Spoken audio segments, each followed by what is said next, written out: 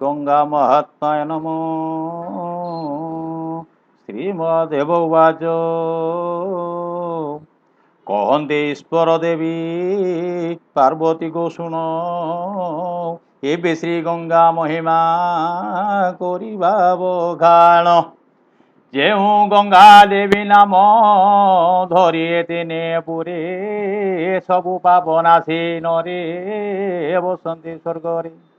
ଯେ ଜାନବୀ ମହିମା ଯେ କହିଲେ ନ ସରଇ ସଂକ୍ଷେପେ କହୁଛି ଗୋ ବିସ୍ତାରି ଜାନ ତୁହି।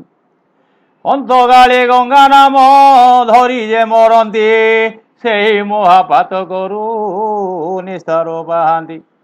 ପର୍ବତରେ ଯେଉଁ ପରି ଭେଦେ ବଜ୍ରବାଣ ସେହି ରୂପେ ପାପ ରାଶି ଭେଦେ ଗଙ୍ଗା ପୁଣ୍ୟ।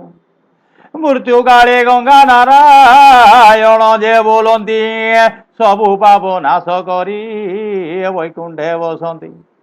ଗଙ୍ଗା ଗୟା ସାଗର ଯେ ପ୍ରୟାଗ ସମାନ ପବିତ୍ର ଦୁର୍ଲଭ ଗଙ୍ଗା ଦେବୀ ଜଳେ ସ୍ନାନ।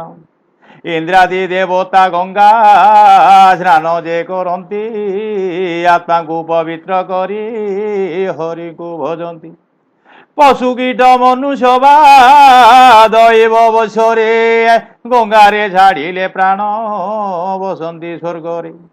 ଅପୂର୍ବ ଚରିତ୍ର ଅଛି ଦୁର୍ଲଭ ଗଙ୍ଗାରେ ଯାହା ଶୁଣନ୍ତେ ନ ପାପ ନର ଏ ଦେହରେ।